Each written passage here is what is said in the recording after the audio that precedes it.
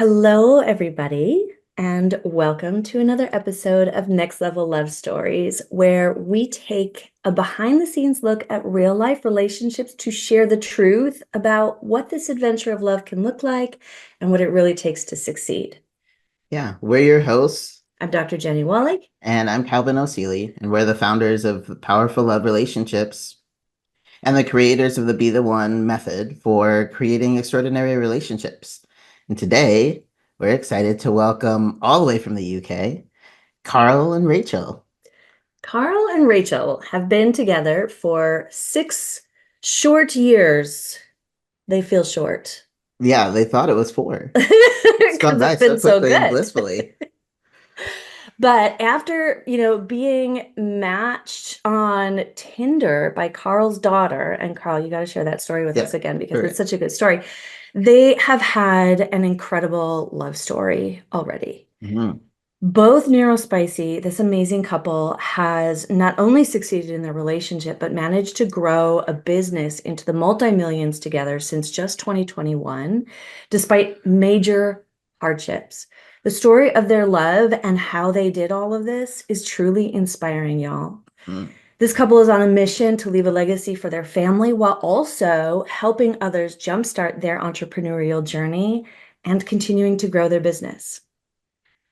Thank you so much for being here, Carl and Rachel. We're Yeah, so welcome. excited to have you and to Thank hear you for more about having your us. awesome and inspiring story.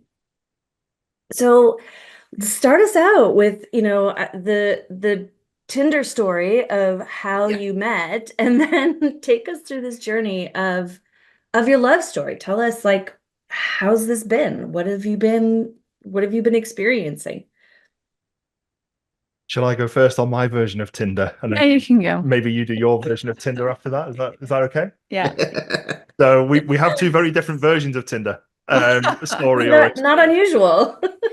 So I had recently come out of a long-term relationship and had been separated for a little while. And my teenage daughter, who was 15 at the time, she Mhm. told me, you have to, get back out there. You have to meet people. And I was like, oh, I haven't got time for that. I'm busy with work. And she's like, no, no, no.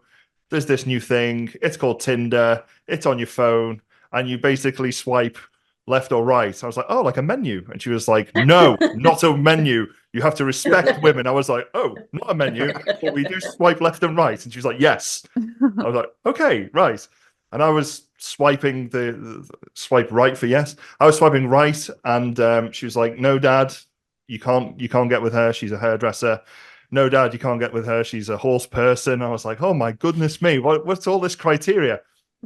So my daughter basically took over my Tinder account. She was like, "No, no, no, no," and she was saying no to like thousands of these images. And all of a sudden, she goes, "Ah, this one will do." That's what she said. This one will do. This one.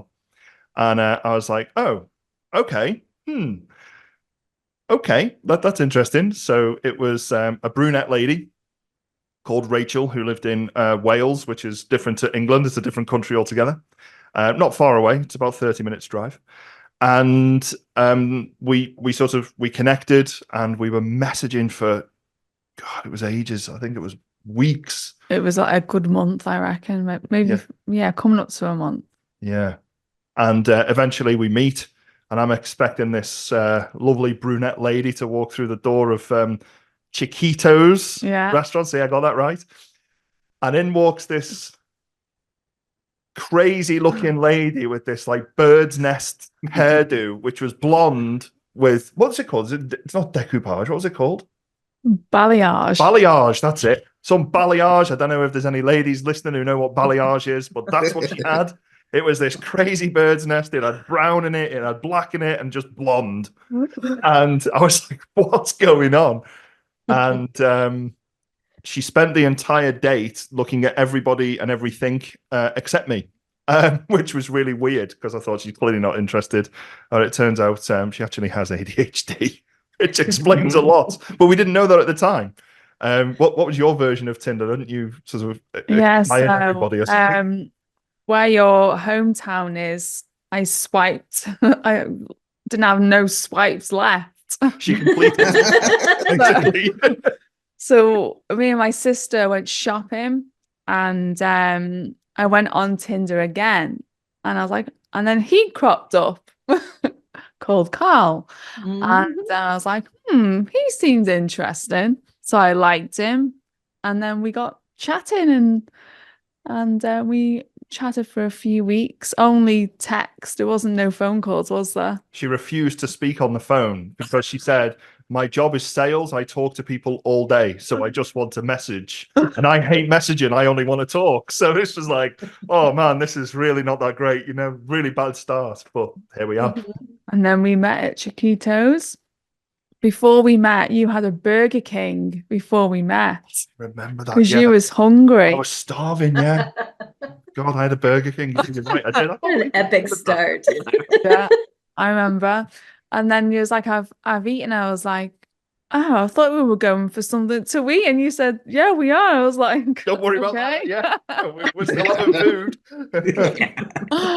Yeah, that's right. And then obviously, moving on from there, that was in 2018. And we sort of made our relationship official in the October. Yeah. We were out at a night out in Liverpool. She's going to hate me telling this story, but it's too late now. And look at the face. We already know. She knows the story. And we were basically a little bit drunk, a little bit worse for wear, the two of us. And I was like, I really like you.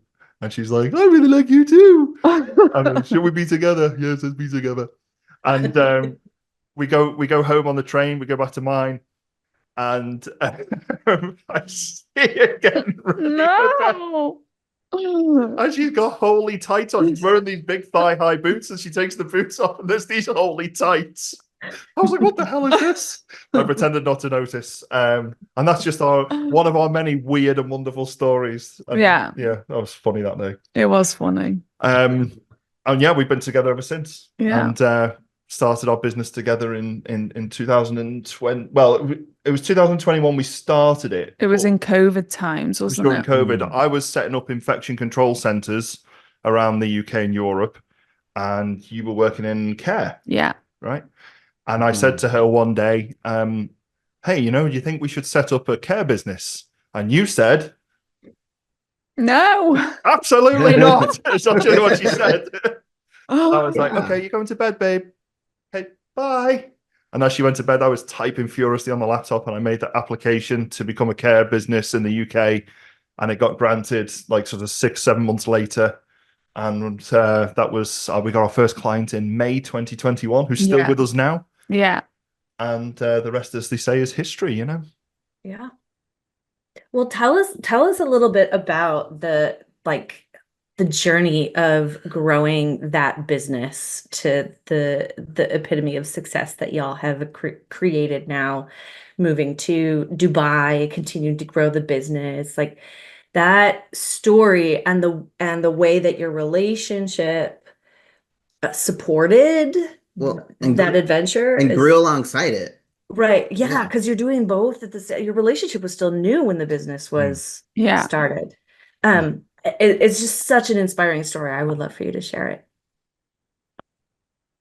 There was a lot of pain on the road. There was, because obviously our staff let us down constantly, and when it comes to like your only day off for weeks and months, and someone lets you down, it's quite heartbreaking, wasn't it? And obviously we had to work. There was no one else to cover, so we had to do it.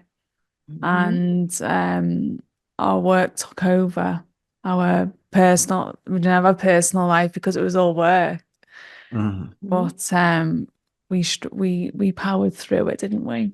Yeah, I mean, there was there was one Christmas time in particular in 2022.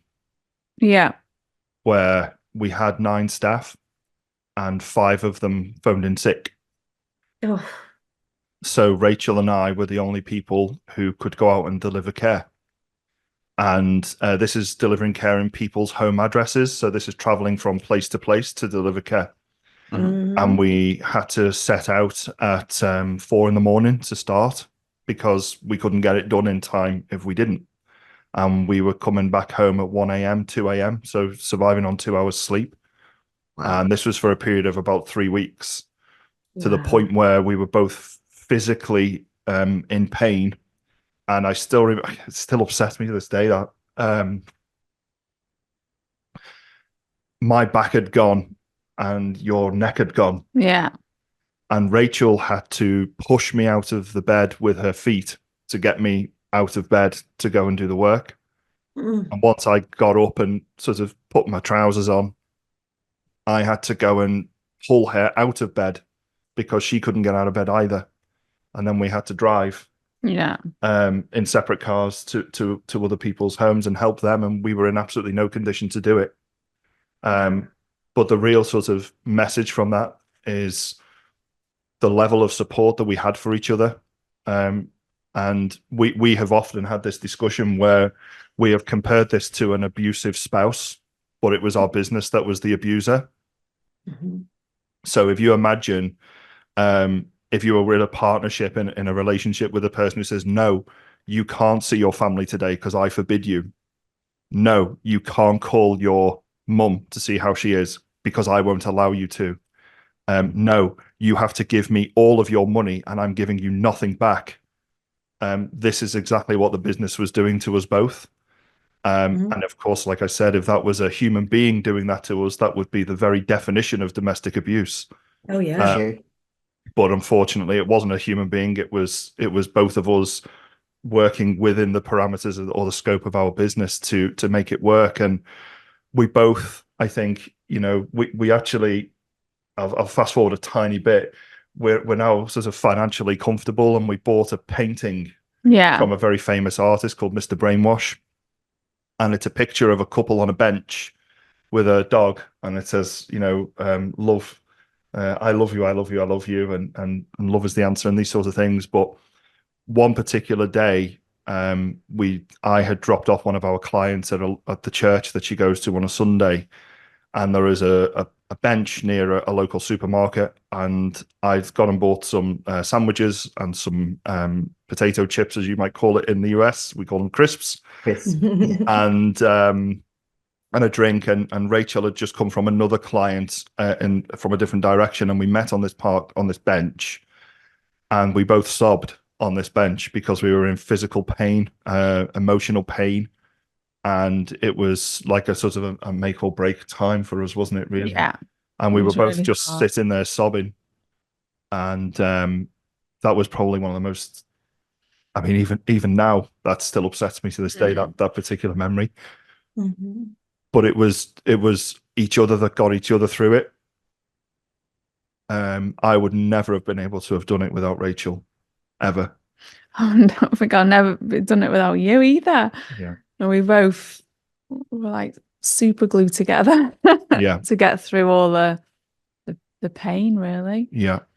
But that memory, yes, I mean, even now it's an incredibly painful memory. But then on the positive side of that, it just shows the amount of dedication that we both had to each other, Mm-hmm.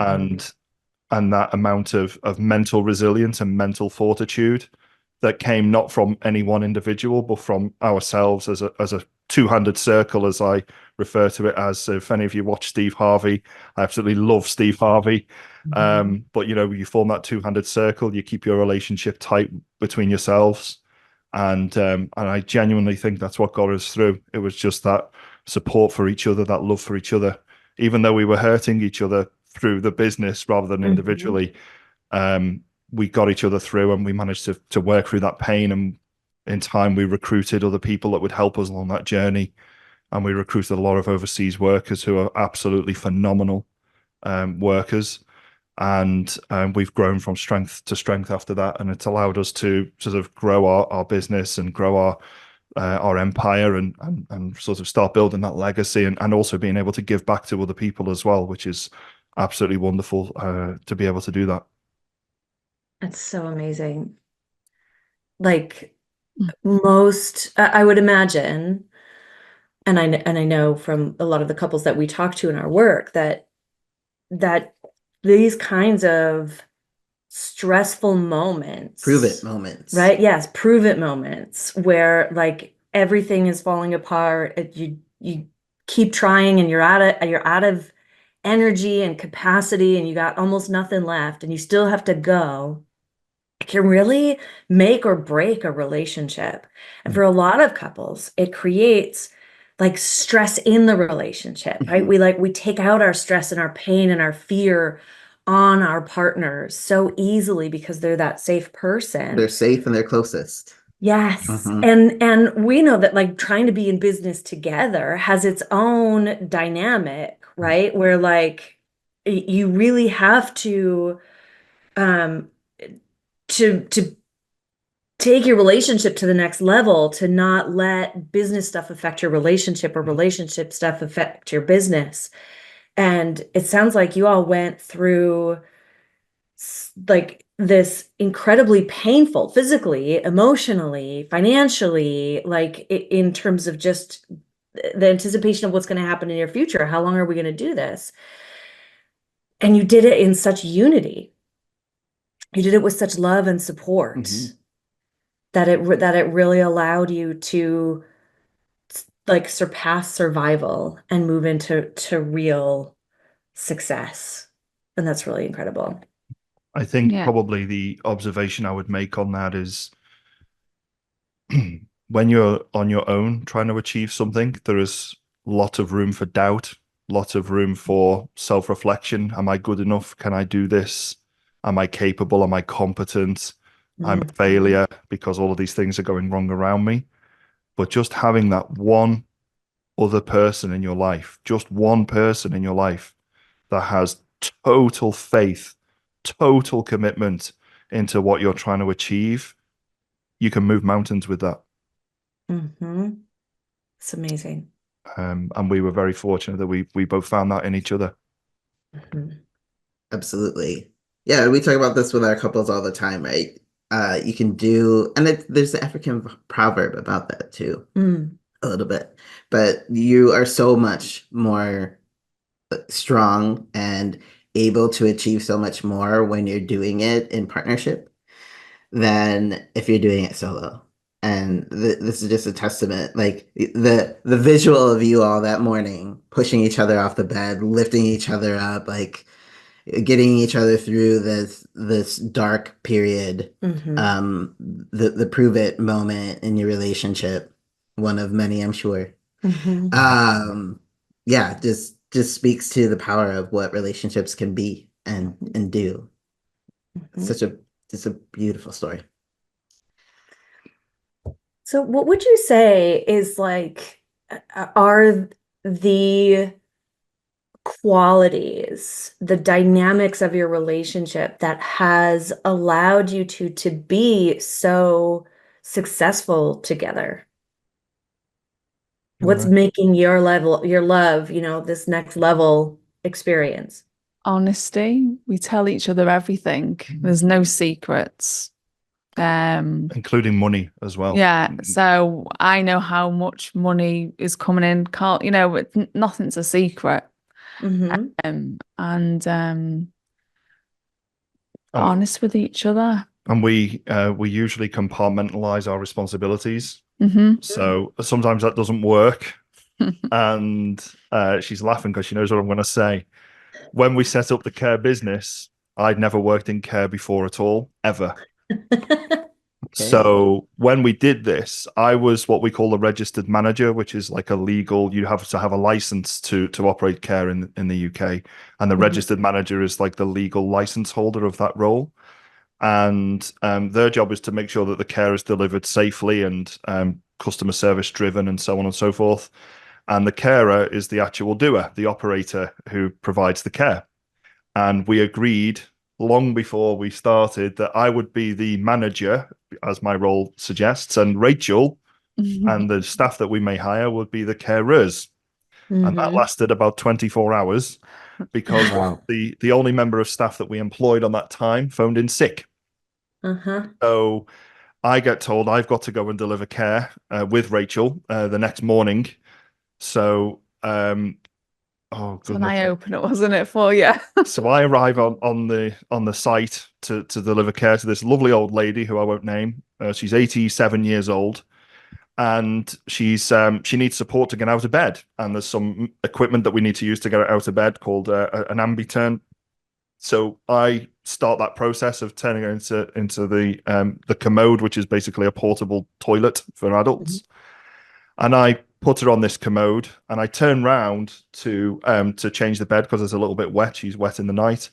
And in the 2.5 seconds it took me to do that, I turn round, she's got her nightie off, and she's completely naked in front of me. So I've got 87-year-old lady parts just dangling in the breeze, which I had never psychologically prepared for. Because no one wants to see their nan and or their grandma, and no one wants to see someone else's nan or grandma, 87-year-old lady bits flying in their face. And I was absolutely ill prepared for that moment. And Rachel comes in the morning, little ray of sunshine that she is. Hi, like this. This is how she talks in the morning. It drives me crazy. And I was just like, And she's laughing. You can see my face. And I don't need to speak. I'm just like really not happy with this. So the rules that we had, which was compartmentalize these jobs and responsibilities, they went out the window very quickly. Yeah. But seared into your memory. Yeah, I mean, there are stories that are absolutely. We look back now, and we do laugh at the stuff. No, you laugh at the stories. I do not laugh at those stories at all. I shake in the corner like this. That's what I do. She laughs her head off. I don't. But on a truthful note, though, we do compartmentalize pretty well now. Yeah. I manage the strategy, the vision, the growth. Rachel still participates in the operational side of the business, goes out and does some of the administration that's required, and meets with the staff regularly and that sort of thing. So the point is having a plan. You may not always stick to it, but having a plan where it's like, look, you got this role, I got this role, and if you need the time off to deal with something else, I got you. I'm gonna help you with that. Even if it's something that you don't necessarily want to do or have any vision to do. That's what got our business off the ground. Our very first customer, that was. Yeah. And like I said, she's still with us to this day. She absolutely adores us. Yeah. We adore her. And we've grown from strength to strength. But it was just that being honest with each other, compartmentalizing, and supporting each other through bad times and good times. And even when there have been times when, no relationship is 100% perfect. But there are times when I'll come home and I'm really having a bad day, and I will shout and I will rant. And having the partner on the other end of that, knowing it's not at them. I'm not ranting at you personally. I'm not shouting at you personally. I'm just really angry or upset about a situation. And you're just there going, yep. You're just listening. You're not judging. You're not, why are you talking to me like this? You can't do this to me. None of that. It's just respectful listening, and she does this to me, I do this to her, and understanding I'm not doing this to you. I don't hate you. I'm not angry with you. I'm angry about this situation, and having that emotional intelligence to be able to go, I know this isn't about me. I understand it's not about me, but you need space to breathe, and this is how you're breathing right now, which is breathing fire like a dragon. And I think that's really important as well. And I'll leave you alone to watch Judge Judy. Yes, absolutely. Judge Judy's like my grandma. I absolutely adore Judge Judy. I'm going upstairs to watch Judge Judy and then Star Trek. Yes, absolutely. But that's what I think works from my point of view. I don't know. Yeah. Is there anything else you think? No, I think that you've covered that. I think, when we need our space, we need our space. And we are very clear that we tell each other, leave me alone. Yeah, that's actually something worth touching on, because there are times when I'll come home, and it actually happened when we were in Dubai the other day. I came home, I had a really stressful day, and I said, listen, I love you, but I need to go to sleep right now. I don't want to talk to you. I just want to go to sleep. And she just said to me, Rachel said, okay. And then she went and did whatever she did. I don't know. But I went to sleep, and it's I don't want to make it sound like a parent relationship, but it's that permission to say, I don't have the energy right now to, I mean it with love, but I don't have the energy to deal with anything right now. I just need to go and lie down. It's not you, it's me. Yeah. But I need to recharge, reset, whatever it is. And having that understanding from both parties, is vitally important, especially for me. Yeah. I need, if I say to you, I need to lie down now, you just go, okay, and then you do something else. I don't know what you do, but that's and you do it to me as well. Yeah. I do it mostly though, I must say. Yeah. But that's really helpful for us. Yeah, I think the underlying theme I'm hearing in this too, right, is just like this deep level of trust in one another. You spoke about honesty, right, being so foundational. That doesn't come without trust. The ability to compartmentalize, your responsibilities, like understand how you're both coming together as a team, and so you're not necessarily stepping on each other. That requires trust. And anyway, And that's just what I'm hearing. Yeah, it's the trust that like you, even when you're angry, it's not about me. And it's the trust that like even though you don't want to spend time with me right now, it's not about me. You still love me. There's this foundation of the safety and trust in the love that you have in one another's abilities, that I hear is like is allowing each of you to show up just authentically and know that it's okay to be and feel whoever you are, wherever you are, to have whatever your needs are, and to know that you can share those. And that's a really big deal. A lot of couples don't have that. They do struggle taking it personally, or worrying that they did something wrong if their partner is upset, or feeling sad or like rejected if their partner doesn't want to see them and needs to just go to bed. And um what I want to really highlight is the picture that y'all are painting of what's possible, that it can be this easy just to show up honestly and authentically, to share what you need, to talk about everything, to be such a solid team that none of that stuff creates waves in the relationship, because you just trust that you're okay. You trust that your partner is going to take care of themselves. You trust that the love is there and will always be there. And that's life-changing, right? When you can have that level of connection and safety to just be, it creates so much ease. If you remember, like we go on holiday, we do our own thing. Yeah. I love the sunshine. I'm a sun worshipper. So you like the sun. We do too. We love the sun. So I'll go to the gym first. Carl hates breakfast. He doesn't eat breakfast. So I'll go to the gym, have breakfast, go to the shower, go sunbathing for a bit. And then I text him at 1:30 saying, "Are you coming for lunch?" I'm usually in the hotel with the AC on. Yeah, watching Netflix. When we're on holiday, we're not just on holiday from work. We're on holiday for what makes what we want to do, relaxes us. And we do things together. We go for dinner together. We go and experience like wonderful thing. We went dune buggy riding in Morocco. We've been to the lovely mall in Dubai together. So we do things together as a couple, but we also have our own time as well. And that's also really important, because you're more than the sum of the parts, right? You have your own likes, you have your own things that give you pleasure, that you enjoy doing, that the other partner may not necessarily agree with or may not like. I cannot stand sunbathing. I can do it for maybe 30 seconds and then I'm like, oh my God, I'm too hot. I can't stand the heat. I'm off. This is not for me, this. Yeah. Interestingly, we do always go to hot locations for our holidays. I think there's something going on here. We never go to like Norway skiing, in the absolute Arctic freezing temperatures. But no, it's important to sort of have your own individual time as well. Not just when you're stressed, just like, no, actually, I feel like I do a lot of professional development, self-improvement seminars, and I attend them as a spectator. And I'll say to Rachel, look, I'm going down here maybe to London, which is about a 4-hour drive from where we live. And sometimes you come with me, but she doesn't attend the events. I'm like, yay! Free house. Mhm. Yeah.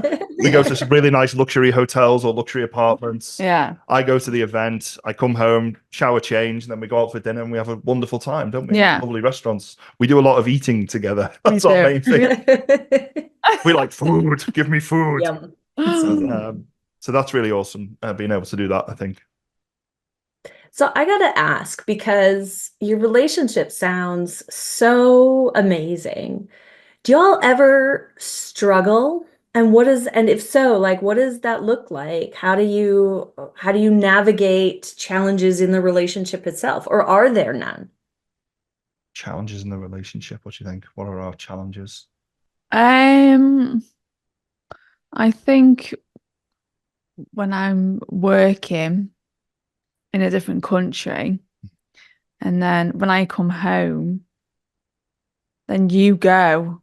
So we never see each other maybe for 3 weeks. So that's quite challenging Or because months at a we time miss sometimes. each other. Yeah, it's true. So I think that's a little challenge. But obviously when we come back, when we do eventually come home together and see each other, we spend time, we plan, we say, look, no, today this is our day.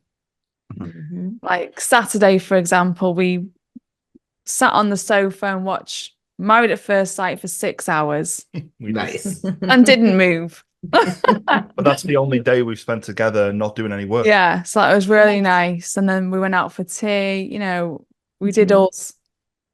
But the other thing as well is sometimes we can be apart for quite a long, lengthy period of time. Could be months at a time, actually.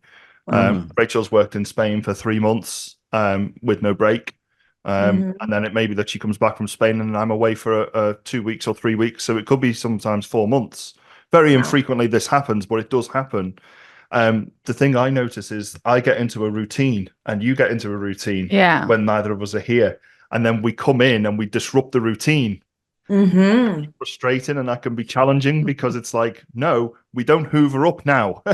it's 5 o'clock in the morning. Why are you putting the washing machine on? Yeah. The neighbors are going to go nuts, and the dog gets unhappy because of it as well.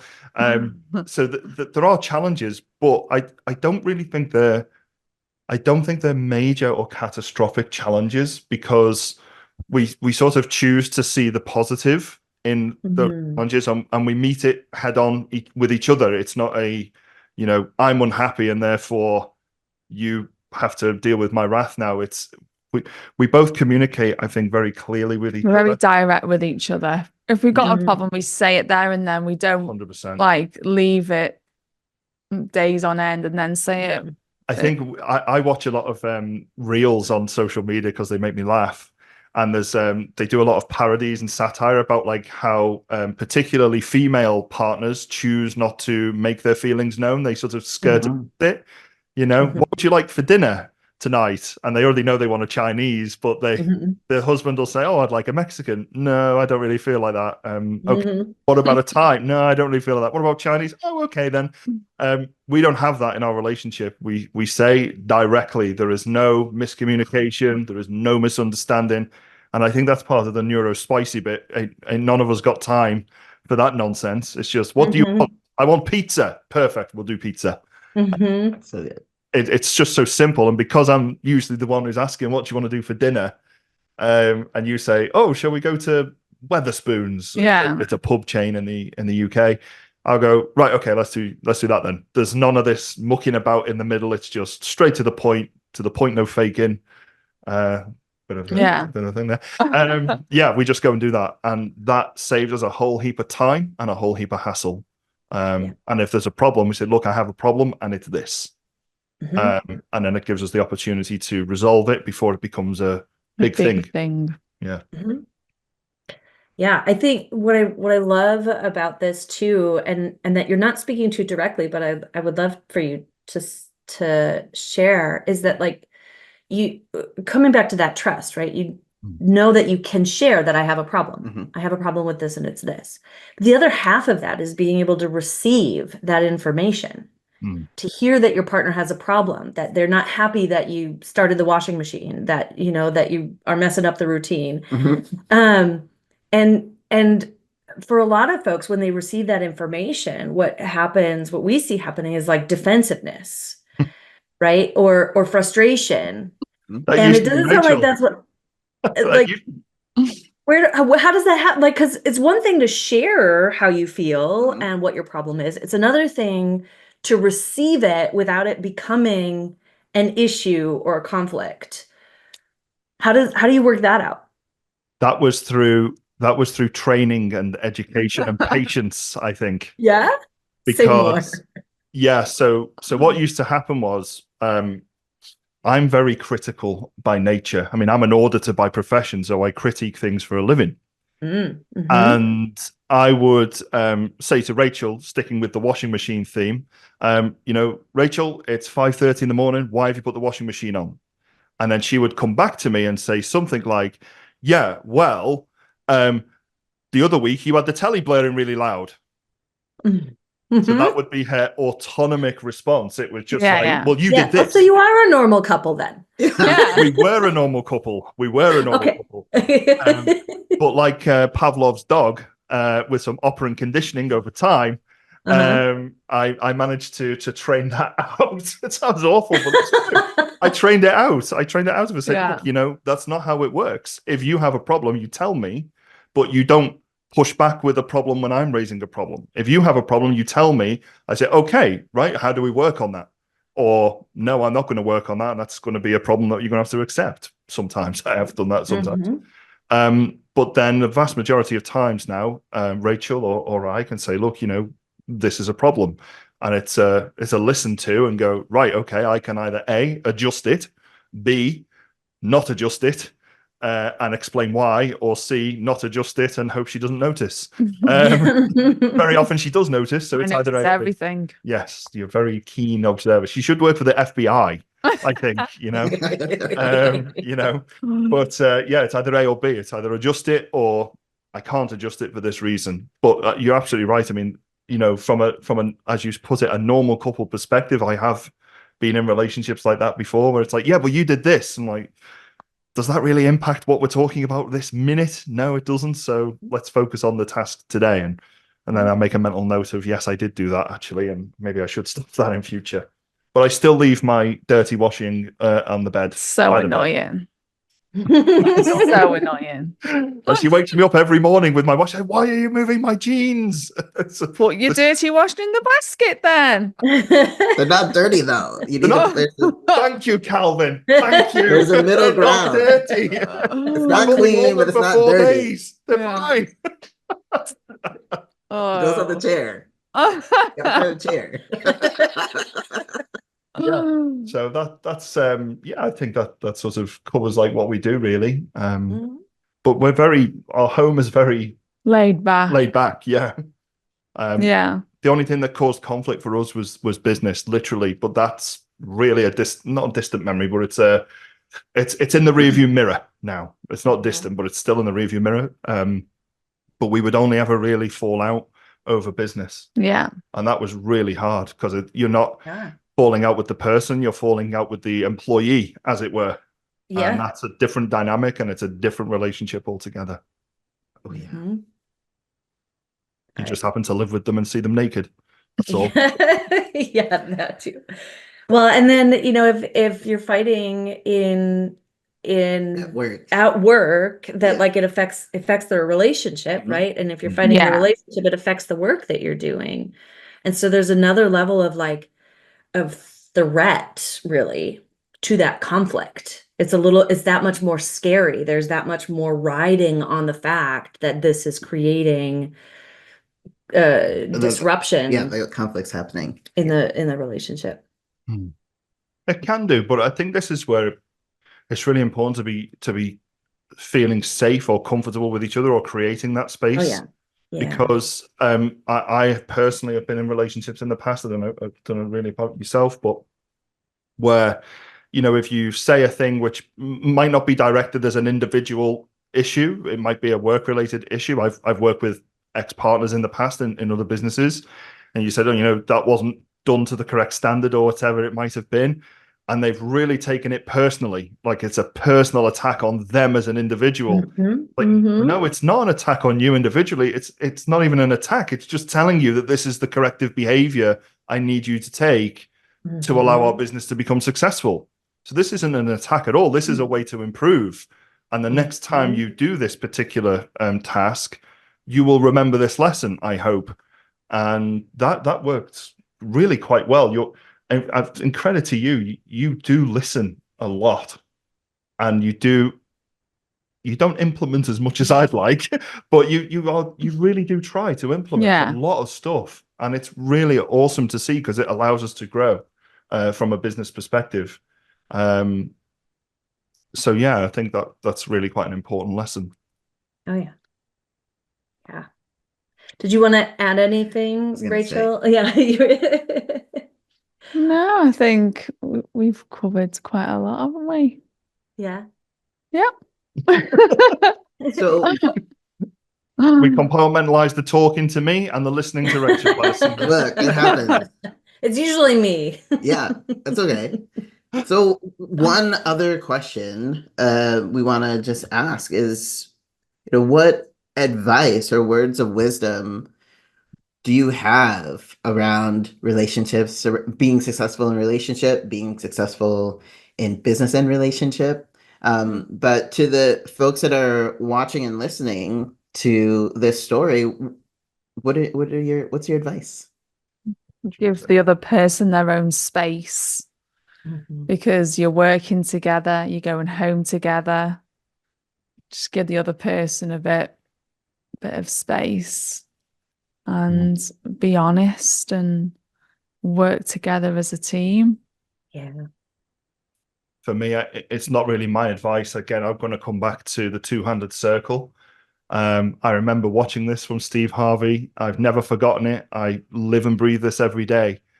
If you have a problem in your relationship, not work now, in your personal relationship with your partner, and if you and I fall out, Rachel, and then I go and tell 5 of my friends, oh, Rachel's really upset me today. She's been really horrible, and she spent this money on this thing, and I said no, and she's done it anyway, and all these things. All my 5 friends now, they're hating on Rachel. I go home, I make up with Rachel, everything's fine. We go to a dinner party with my 5 friends, and they're all glaring at Rachel. Are you okay, mate? Are you okay, dude? Is everything okay, bro? I'm like, yeah, everything's fine. Why? What's the matter? But they all have this negative impression of Rachel. And likewise, if Rachel did the same to her sisters about me, or her family about me, then they're all looking at me with the sort of the side eye, he's horrible, he's done this. We don't do this.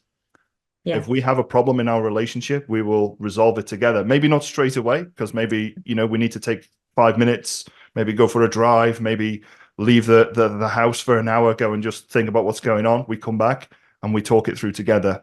But what we do not do is involve other people in our relationship issues. They're our issues, and we keep everybody out of them. My advice to anybody is form that two-handed circle, because there are people on the outside who can be envious of what you have and will seek to destroy that relationship for their own personal reasons that are not in yours or your partner's best interests. That could be people very close to your home. It could be your parents. It could be siblings. It could be friends, best friends. It could be people that you know in work. They have their own agenda, and they will try to creep in to that relationship. And, if you form that two-handed circle and you make that barrier, then nobody can creep in, and it's just you two alone going at it to work together. And that would be my absolute top piece of advice. I'm so glad that I watched Steve Harvey do that speech at one point, and I've never ever forgotten it, and I talk about it consistently. Best piece of advice I ever received.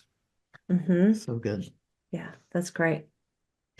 Well, what's next for you two? How are you gonna level up your love and your life next? Because if there's anything we know about the relationship and entrepreneurial journey, right? It's like it never ends. We never get there. We get to new levels of there, but then there's another level that we want to create. Yep. New goals, new aspirations. Yes, new depth of love.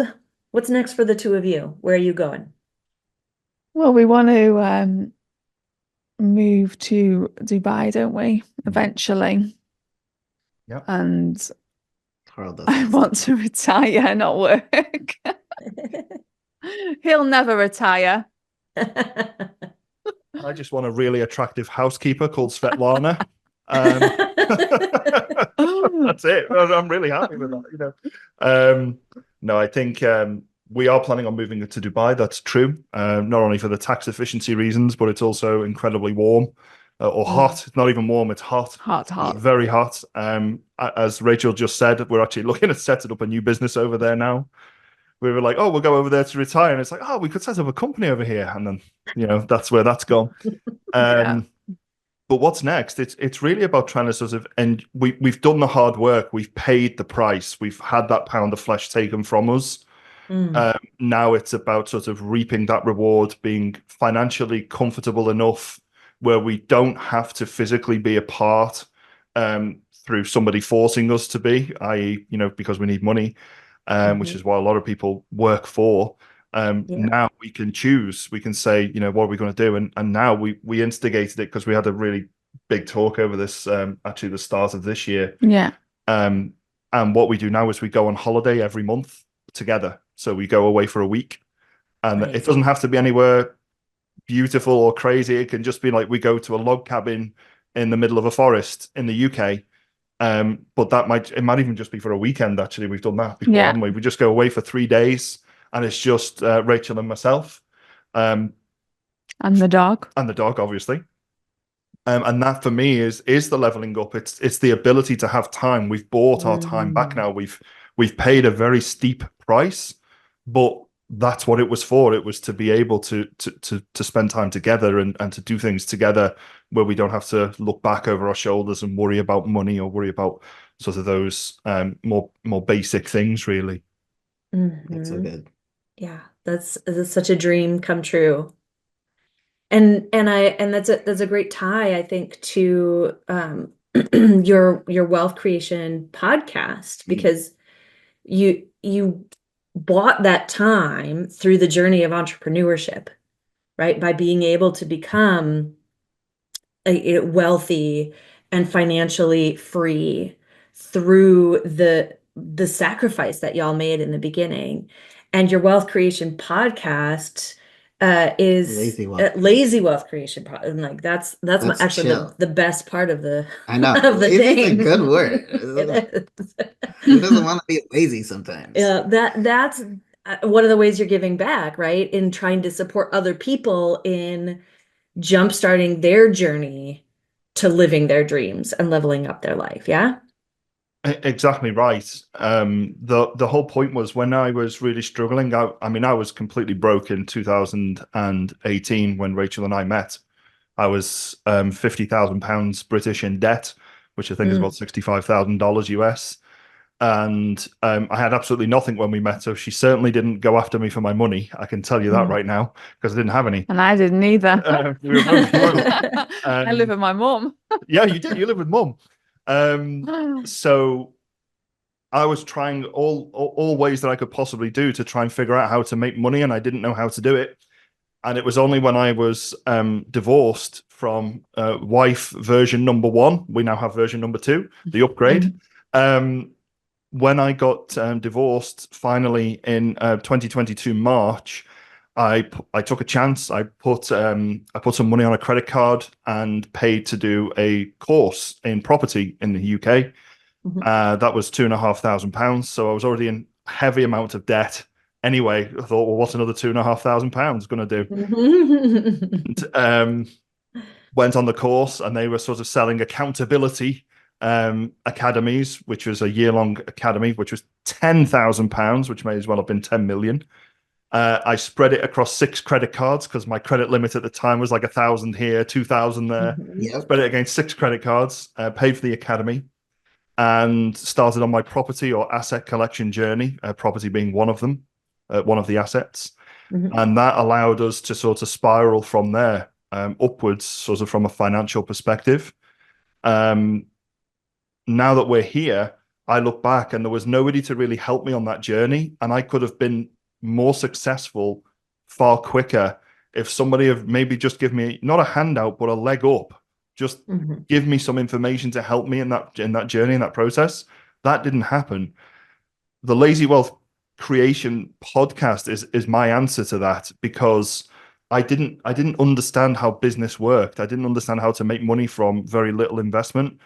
And it's probably worth saying at this point that our podcast is completely free. We don't charge a penny for anybody to listen in on the podcast and use our ideas. All of the ideas that I talk about have been tried and tested by me personally. Um, and I was talking about this at a recent example. I go to charity shops. I buy clothing in charity shops, and then I sell them on some online apps. My most preferred one is eBay personally, but I know there are others out there.